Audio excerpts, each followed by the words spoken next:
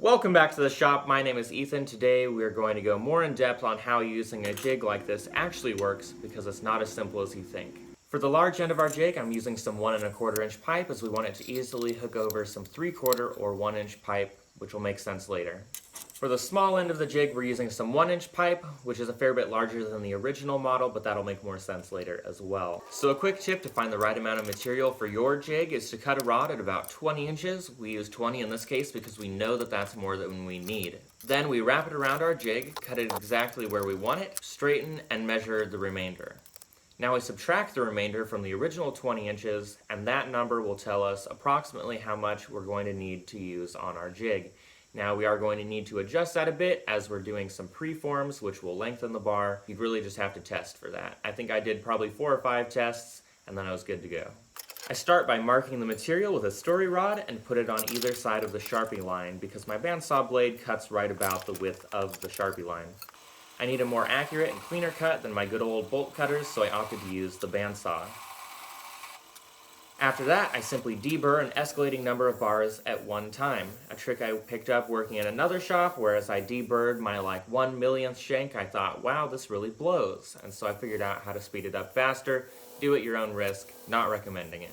So we ended up having to take 2 heats on these, and in the first heat we do all of our preforms before wrapping it on the jig, the things that are going to be really hard to do after we've wrapped it on the jig. So we start off by forging a little fishtail and giving it a curve so it'll tuck into the negative space on our jig between the high points here and here.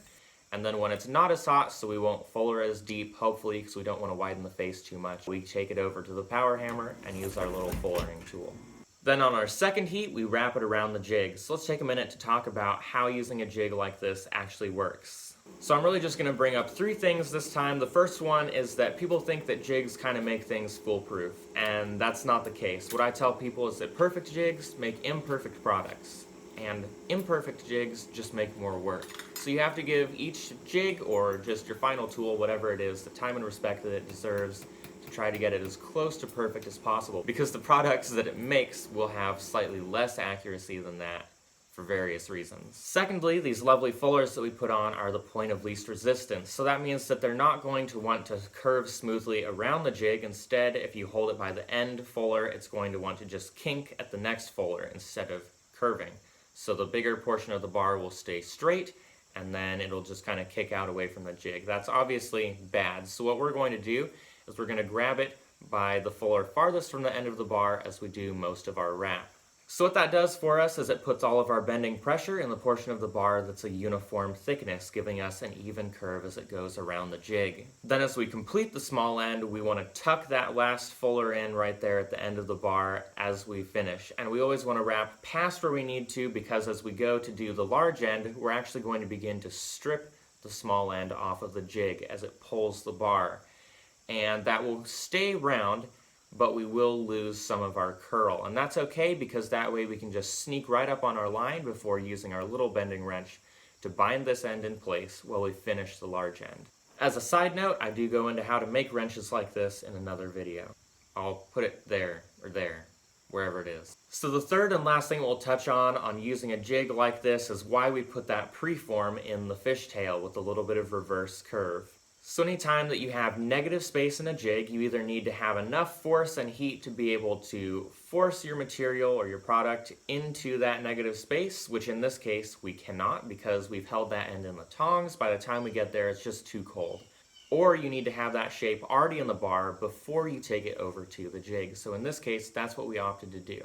Of course, we need to remember to push and pull and bend straight. We need to remember to drop it down onto the second story of our jig, because they have to be staggered heights so that you can complete the first circle, then go down, then do the other end.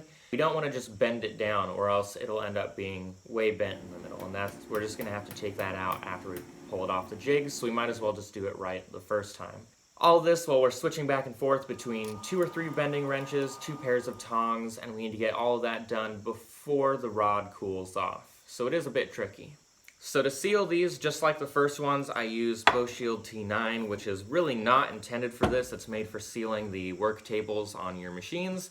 However, I don't really like it for that. But I do like it for this because it goes on as a liquid and it permeates the scale completely.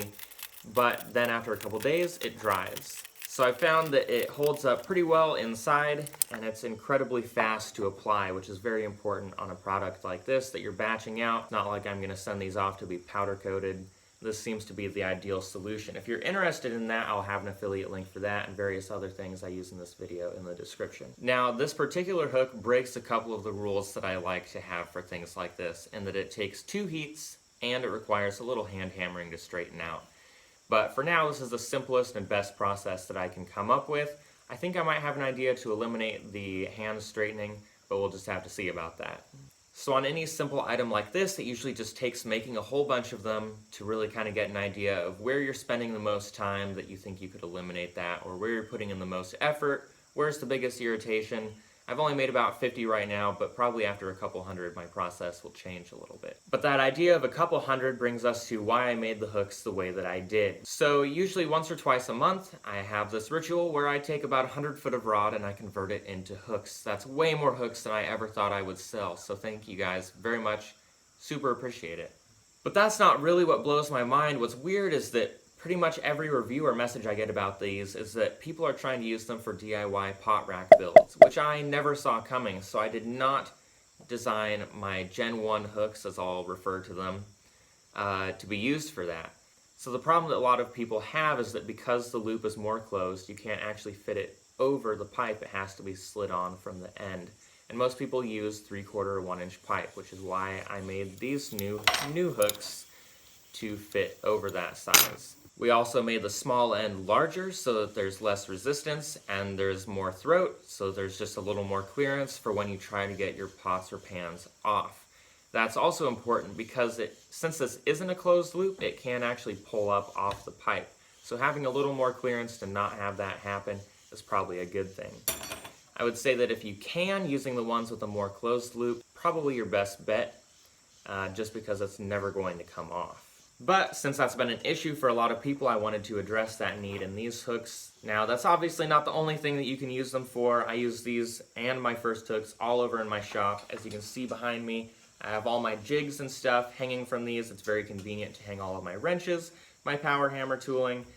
I've seen all kinds of uses for them that people have sent me pictures, and I really appreciate that. So our model that we made today, as well as our Gen 1 hooks, are all available on my website. You can find them there. There will be links for that in the description.